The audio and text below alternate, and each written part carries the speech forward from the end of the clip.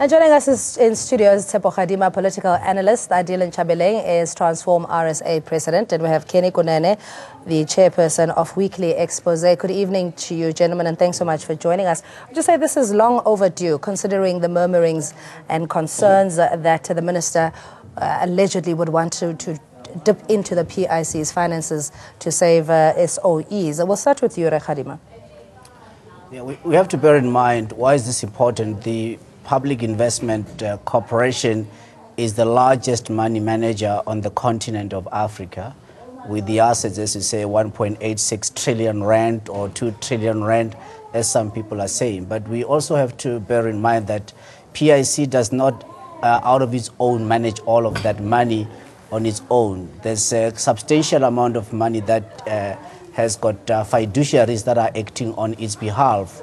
And we have to lament the fact that as the list will be published, we'll find that the majority of those are white-owned asset managers, could be the likes of Old Mutual investment managers, Sanlam, Investec, Coronation, Allen Gray, and so the list goes on. And I think I've previously spoken about the fact that Trevor Manuel is in the line of fire. He chairs, he used to oversee Public Investment Corporation. They put a lot of money into Old Mutual asset managers, and Ntantla with Allen Gray, a lot of money is managed by Allen Gray from PIC.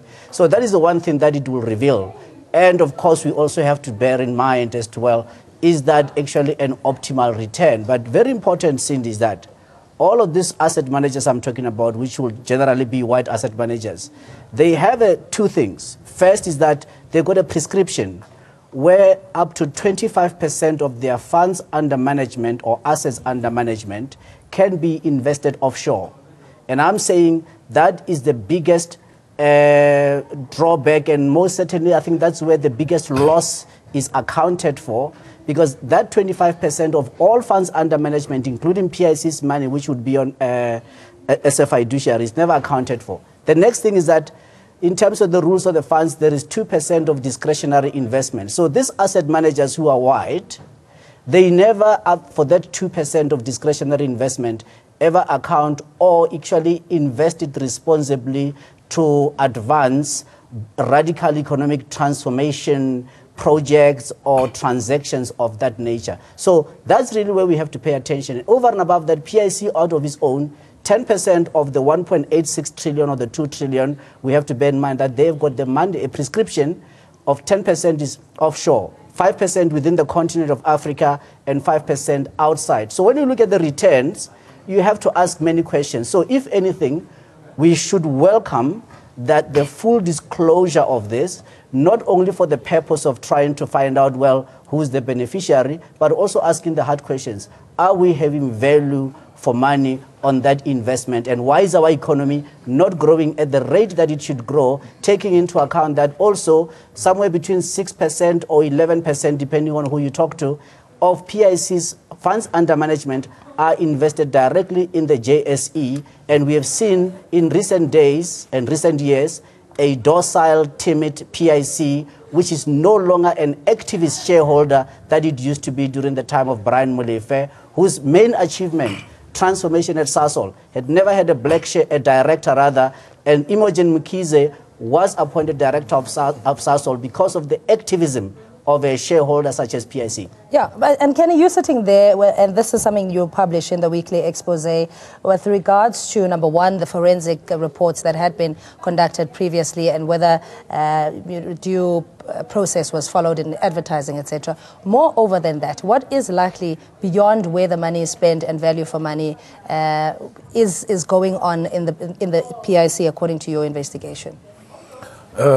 Let me congratulate the minister for this bold step. If you are serious about fighting corruption, the first step will be transparency. And I know that he's been criticized for taking the step because those in the mainstream media and those who own the economy are afraid that they will be exposed, that they have been taking pensions money to actually establish businesses and price them heavily and get money from the same people that they are using their money to build those businesses. That's number one. Number two, the first document we got was the KPMG report, which spelled out lack of governance, lack of authority, accountability. And myself and Steve Motale, at the time, he was not employed. He was still fighting with the Citizen. He was assisting me to establish this institution, Weekly Expose. We went to meet with Dr. Dan Machila at PIC and to interrogate the findings of this report. And I must say that we were not impressed. He was very defensive.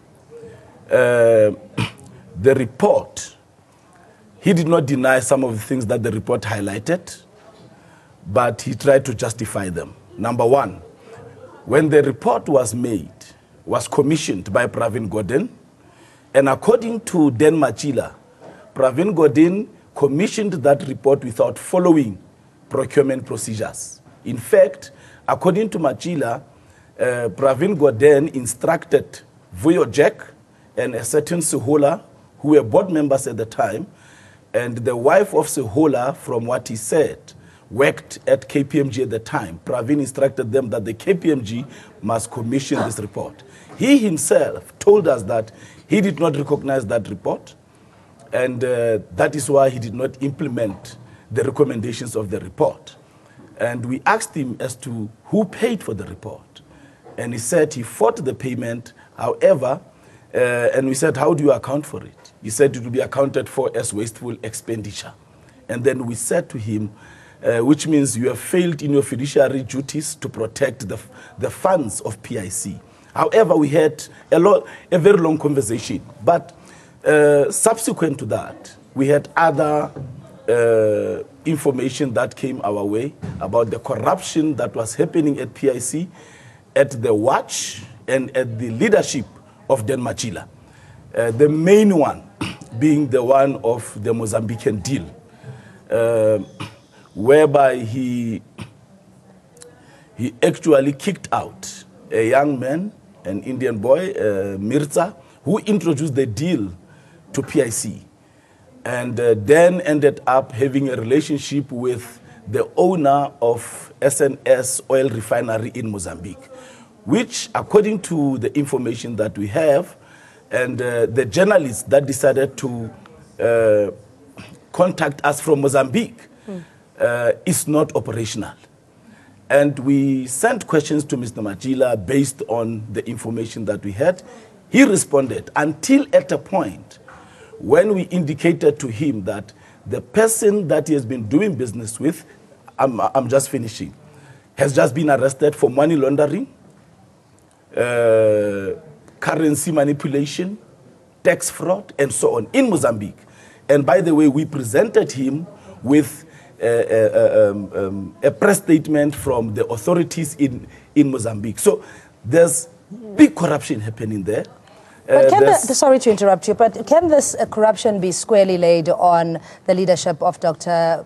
Machila, because he has almost insinuated that this is a personal attack or witch hunt on his person? The reason it is laid on him is not only him. There are also allegations of the CFO, which will be published next week, from one of the whistleblowers who actually gave his name out.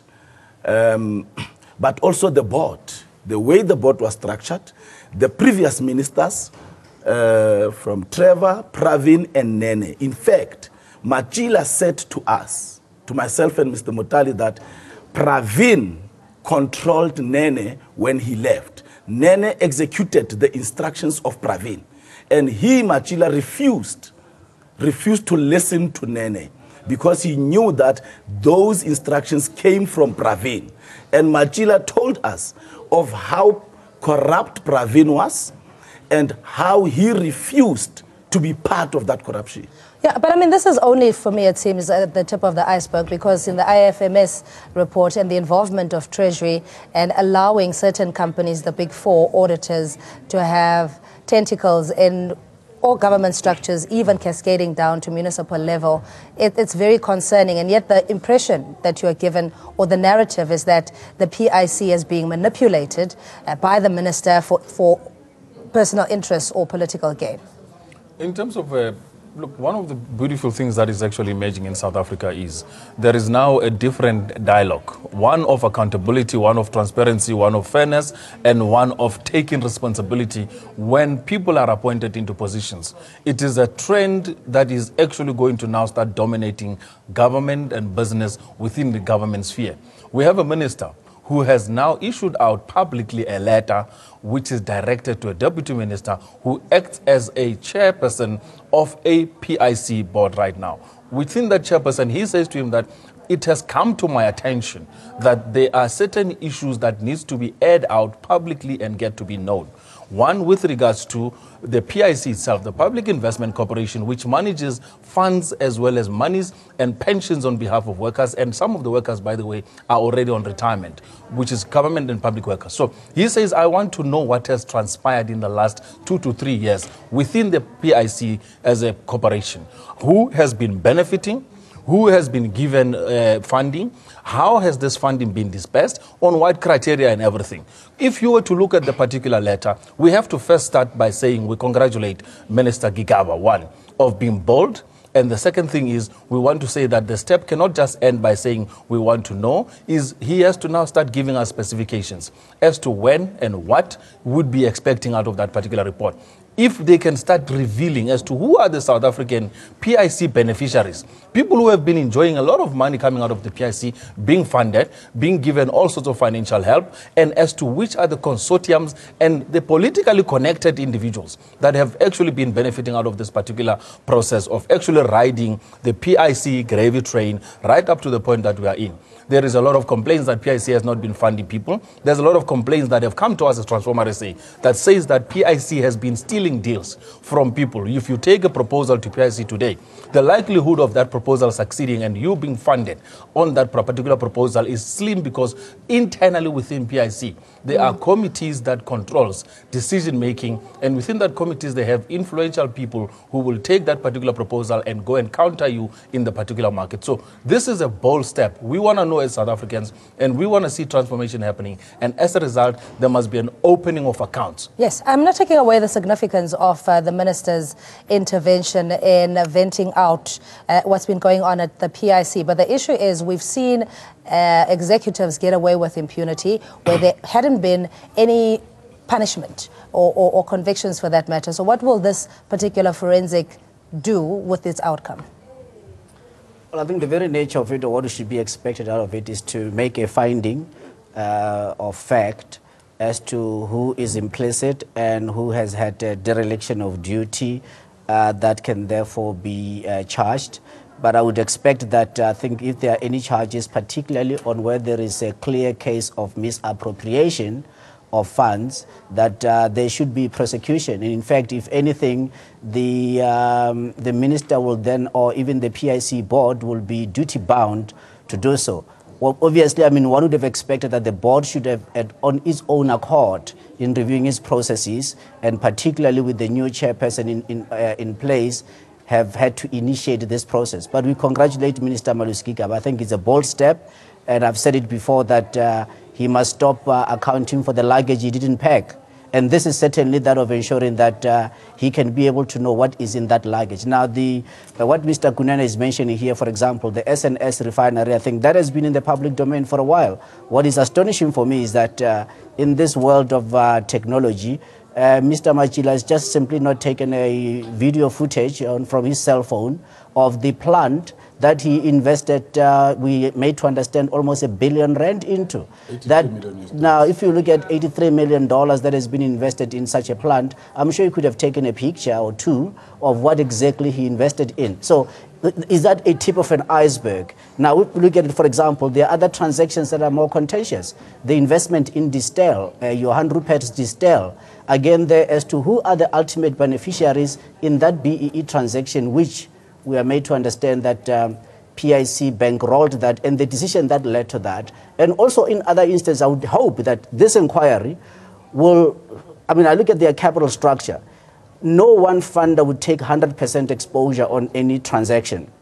And we would want to know as who are the other core funders and core equity holders in the various transactions that PIC participated in, because if we find that they were the only one who took 100% exposure in any one investment, that would, if anything, cost us more sleepless nights, because it would mean that most of the investment, pensioners' monies, would effectively be written down. But the timing, though, you know, if you're saying that this is information that's not necessarily exclusive, so to speak, why is the minister only calling for a probe now? But the minister has just been appointed not too long ago. No, granted, but I mean, Yes. why hasn't anything happened prior? I mean, everything borders on what motivates it. Why is it urgent now?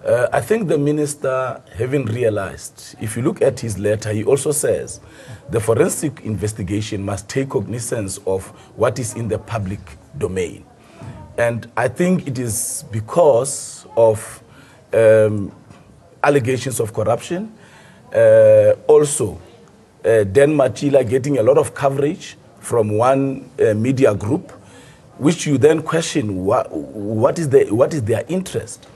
But coming to this, the Mozambican deal, one of the questions, a leaked document was sent to us, whereby the person that Mr. Machila told us that they had paid him an introduction fee, wrote a letter to PIC demanding $2 million plus US dollars that the PIC owes him, because this man says in the letter that is written by his lawyers to PIC, to Dan Machila, that Dan Machila became part of a meeting between him and his client. And Dan Machila reduced the amount of $10 million, which he had agreed with his client, for the client to pay him, to $3 million US dollars. But he was only paid 400,000 plus thousand US dollars. Now, so this is a legal matter. And the lawyer has said, responded to us to say, if they don't respond in 7 days, he will be taking further steps. That's the first one. Now, it baffles me that the board, a few weeks ago, had confidence in this man. When there's a legal document that has been presented to him and that is in the public domain, that says you interfered in a private transaction, what is your interest? And there are allegations of an institution that does not operate, a refinery that does not operate. The owner of the refinery is an underworld character in Mozambique. Yet the board has not even taken a decision to send its people to that refinery and see if it's operational or not. None of that has happened. And I think these are the things that made the minister to institute this type of action. Now, talking about politically connected, one of the questions that myself and Mr. Mutali placed to Dr. Dan Machila was, the information that we have is that Symphony Capital, a company that is also transacting with PIC, got business from PIC without following procurement processes. And the sources, the allegations are, this company is a front of Dr. Zwelim Kize, who is the treasurer of the ANC. These were allegations that were put to us, and we put to him. He said he was not aware that this company was linked to Dr. Mkhize. However, yes, indeed, they gave Symphony Capital business without following procurement process because they were desperate. So he did not deny those allegations. All that he said was they were desperate. So there's a lot that is happening at PIC, and we at Weekly Exposé, the journalists investigate, they interrogate, and then they write. However, since we asked the questions, deep questions pertaining to the Mozambican deal, bearing in mind that Weekly Exposé called the owner of Mozambique, when he had the PIC deal, he then said he does not know how to speak English. When he has answered in English, then he said he must be called in 30 minutes. He never replied. So there is something there. So I'm happy that the minister has said, let all transactions be made public. I hope that the minister is not going to chicken out, because now what white monopoly capital and its mainstream media does is to go for you and to try and make you turn around. We have seen our politicians, our ministers doing a U-turn on very critical decisions that are very bold. I hope that Minister Gigaba will stick with this one. And by the way, he has given the timelines for the terms of reference for the forensic audit, the 23rd of October. I think he must also give a deadline for making all transactions, and shareholders and directors of companies that have done business with PIC. He must also give a deadline to that, including fund managers. So besides the deliberate attempt at keeping smaller players, or even the lack of transformation in these transactions, the scandal or even the accusations in itself, what has the response been from the PIC in trying to either explain or even to account? The response is always dismissive. There is a deal also of Sakwel. By the way, Sakwel is owned by a family of the Musenekes, from the information that we have. And we have interrogated this. Titombo is actually the chair of Sakwel. So. Yes. So we have interrogated this deal. There's a Gobodo investigation, forensic investigation that was done. They were dismissive when it comes to it. And they told us that this was dealt with in Parliament. You see, when people go to Parliament, they explain, and the parliamentarians, unfortunately, some of them are very lazy to read. So they accept whatever that they've been told. But when you look at the facts and you read the Gobodo recommendations, Gobodo recommended that criminal charges must be laid. PIC did nothing under the leadership of Machila. So why is he protecting people like Madavo, who was singled out in the Gobodo report as the person that must be that must account when it comes to the Sakwel deal? But again, should it be just the management or the Dr. Machila and the board that falls on in this case? No. You referred to people that are politically exposed. This could have negative consequences for those that unwittingly may have found themselves in some transaction as part of a consortium, and only to find that the big guns are the ones that walk away with the loot. I don't think the minister is aiming at actually targeting consortiums that were actually funded. That is a different matter. He's actually looking at the transparency aspect of it, accountability, and aspect of saying that public officials, in this case being a PIC public official, Dan Machila, should at some level come out openly and say, listen, my responsibility came up to this point. If there were things that happened in my account and I wasn't aware, let me recuse myself and actually be clear about it. This is what I know, this is what I don't know. But the names of who has benefited is already in the bank. I mean, PIC is a corporation that knows every day who it has funded, who is sitting with its money, and at what level are they getting the return of their investment on all of these things. But what is critical and important is South Africa is now moving into a trajectory right now of now coming up with mechanisms and means. We have now Treasury that has taken a step. It has instructed Minister Buthelezi, who is the PIC chair, to say, please bring us this report and please do not give us excuses. So we expect Minister Buthelezi to expedite this process of actually getting this information, making it available in terms of reporting it to the minister. It must be made available to the public to scrutinize so that we know who benefits how and how they've actually been enjoying this particular funds and at what levels. Remember, some of them have been receiving trenches of funding over more than once, and as to what was the criteria for them to be funded more than once. So this is not something small. This is something big, and we know that it already looks like this is the Titanic. One part of the Titanic is already crashing within the iceberg on the underneath. The aspect of it is still going to come out. I want to immerse myself in all this literature. I see, Kenny, you really went out of your way, including the tracking numbers of certain transactions, the response from those that are implicated, Attorney General in the province, or rather in Mozambique, etc. When do we actually get this in a concentrated format, in a readable format? You go to weeklyexpose.co.za. every document that we have, we attach. We write the story, we attach the document, we give the reply of PIC or Dan Machila or whoever. Talking about if Dan should be the only one, just before Pravin Gordhan was going to be reshuffled, exactly a week before, Pravin wrote a memo on a Friday. And on a Wednesday, the PIC board had a workshop. I'm just finishing. They had a workshop. In that workshop, the deputy chair at the time of PIC, Rashad Morar, introduced this memo from Pravin, which actually wanted to do amendments to the MOI. These amendments meant to, we also wrote that article, it's on Weekly Expose, meant to make sure that the incoming deputy minister does not become the deputy chair of PIC.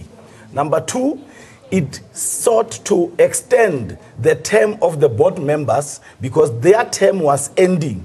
So it sought to extend it by 3 years. Yeah, we're going to have to refer our viewers to go to weeklyexpose.co.za in the interest of time. And to our guests, thanks so much for trying to make sense of what's going on and the murkiness of it, all the what seems to be underhanded behavior in the PIC and the beneficiaries and investors thereof. Tshepo Kgadima is a political analyst.